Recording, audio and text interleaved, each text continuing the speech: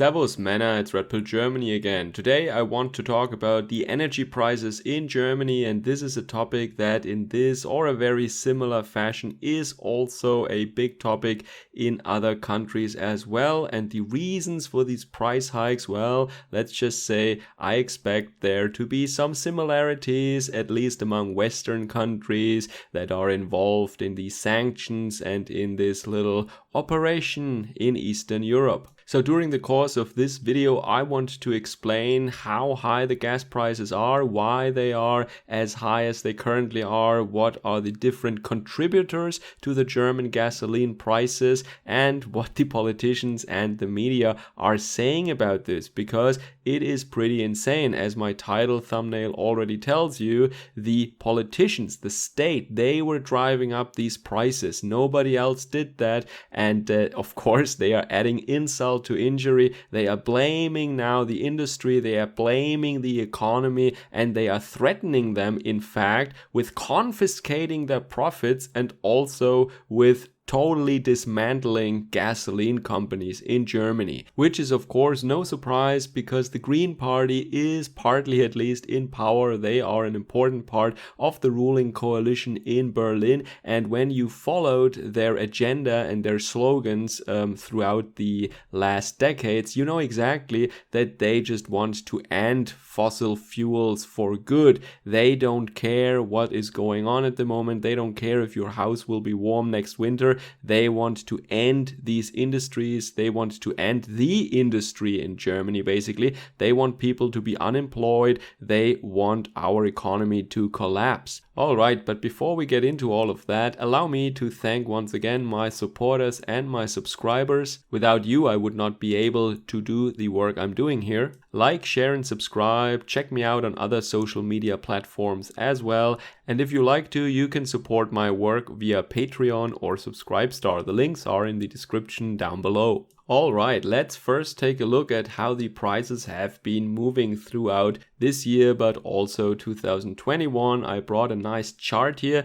You see in blue and green gasoline with different admixture levels of biofuel, I believe. And then in red you see crude oil, and in black you see diesel. So most people here use gasoline for their internal combustion engine. So let's follow the blue curve. And before that time, like in 2017 or something, 18, I think I paid like €1.30, €1.40-50 maybe for a liter of gasoline, and now it was rising from 150 up to 170 or 80, and then of course in March or in February of this year it jumped over €2 up to €2.30, which is pretty intense. Then you see it dropped off to around about €2, and then it rose further up to €2.20. And then there was this sharp decrease in prices, and that is the government actually lowering the mineral oil or energy tax, as it is now called, and that should drop it by about 30 euro cents. And now you see the trend that was previously going on continues, and it rose again to around about €2, and this is where we are now. So now for people who are more in the US, because some of my viewers, many actually are from the US, I want to translate that briefly into gallons and liters so that you know what I'm talking about. As you know, 1 gallon is 3.79 liters, and I think the dollar is right about now at like 96 euro cents. And that means that €2 per liter of gasoline corresponds to a little less than $8 per gallon. So just so you guys know what we are actually paying at the gas station, $8 per gallon. So now I want you to understand how the German gasoline price is made, what are the contributors and what are the drivers of this price here. For this purpose, you must know that round about half of that price is taxes. You see, for example, we have a VAT, a value added tax of 16%, and then we have this energy tax of, for gasoline, it is 36% actually, and this is what they lowered a bit now. beginning on the 1st of June as a temporary measure for 3 months. So June, July, August, we have a reduced energy tax component to gasoline and to a lesser degree also for diesel. But then you have a CO2 price, which is of course also a tax, 4%. The Deckungsbeitrag, if I understand that correctly, this is for storage and also for transport and all these things. That's the costs of the gas station pretty much. And 33%, roughly speaking, that is the real product price without any taxes and weird stuff like CO2 prices, which is a made up thing. It's just a tax. So these 33%, that is the drilling, the exploration, that is the transport, the refinery costs, everything that the oil companies do to provide us with gasoline. Guess what? Gasoline doesn't come out of the ground. You need a refinery for that. So of course it also contains the crude oil price and all that stuff and marketing and of course the profit. And nobody really knows what the oil corporations make per liter, but the guy that runs the gas station, they make round about 1 euro cent per liter. That is about 0.5% at current prices. So whatever these big, huge, evil oil companies are making, it is less than what the German state is making per sold liter of gasoline. That is for sure, because they already take half, or actually more than half. It is just that they reduced, as I said, this energy tax right now temporarily. So why are German gasoline prices that crazy? Well, there are two answers to it. The first one is the absolute level or the general higher level as compared to, for example, the US or other countries where it's fairly cheap. That is the insane taxation that we have on energy in Germany, and that has a lot to do with the Green Party and that everybody needs energy, so it is a reliable income for our state that wants to redistribute working families' money to the exotics and other, well, not so deserving people. That is the first answer, and then the question why it is rising right now as crazy as it is, that is more a question that has to do with what is going on recently, and that is of course, it is the scarcity that was created and the insecurity in the markets that was created by the state, by the politicians, by the government, by all these sanctions that we have now. Because we had, or we still have, but we in the past, first and foremost, we had a very reliable, very cheap, and very good supplier. And they pissed him off a little bit. And they decided that that source, that supplier is evil and we mustn't buy from him anymore. That is Russia, of course. So while India and China, they are receiving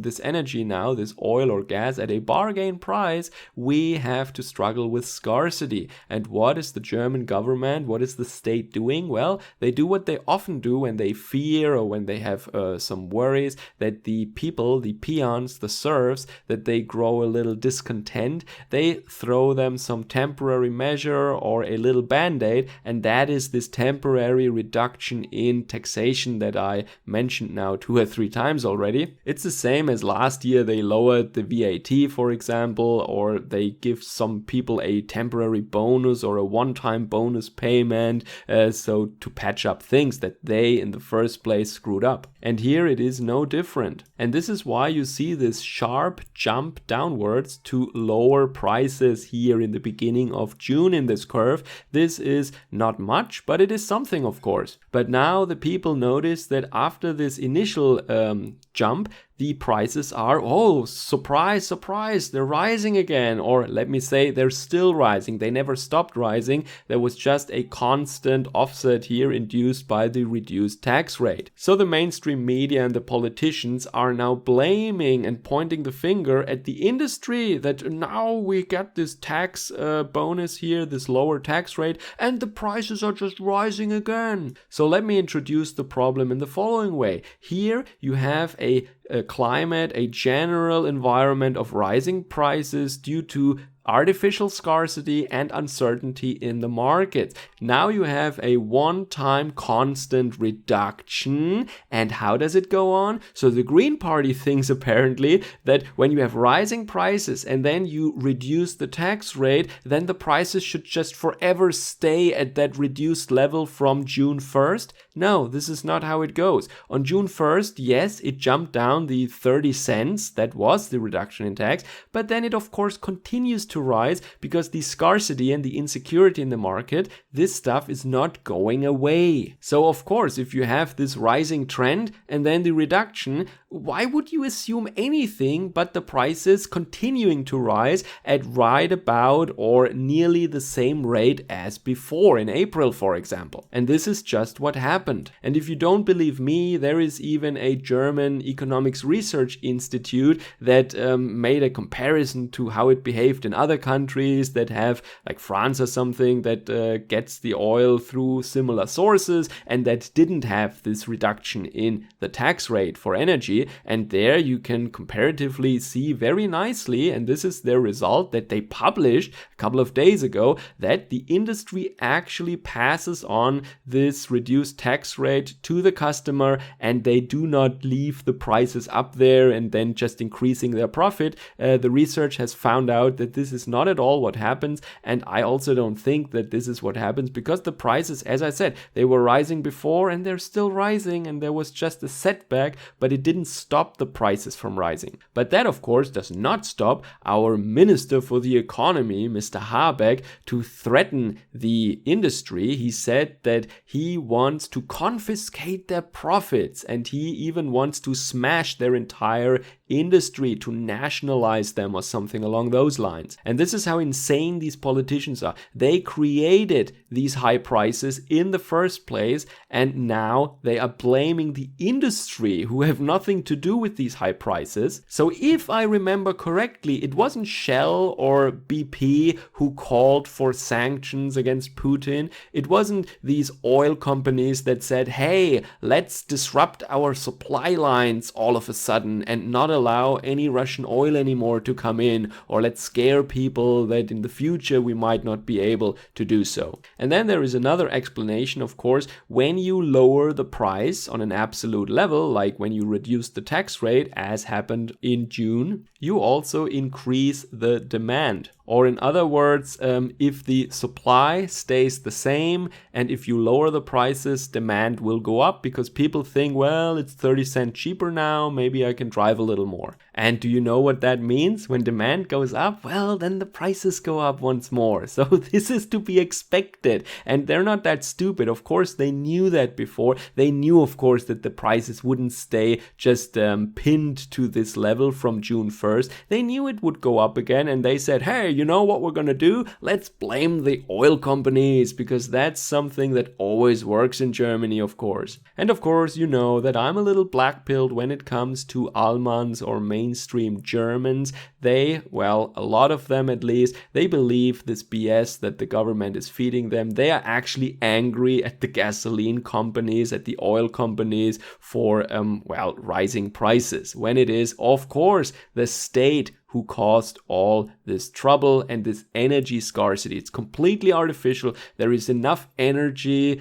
not in Germany, but we had safe supply lines, and the people who decided to cut these supply lines to Europe, those are our politicians and their handlers, the bosses who give them their orders. These are the people who caused that, not Shell, not BP, not any corporation did that. Alright, let me know how it is in your country and what the politicians are doing there. Are they also blaming the industry, or are they honest and they're saying that this has something to do with their own sanctions and their own policies? Are they threatening to confiscate profits or to smash and to nationalize these corporations? And what are the majority of the people thinking? These are things that interest me very much, and I'm really glad that I have such an international global audience, and these comments and this feedback, this is always very interesting for me. Enjoy the rest of your day. Servus, Kameraden.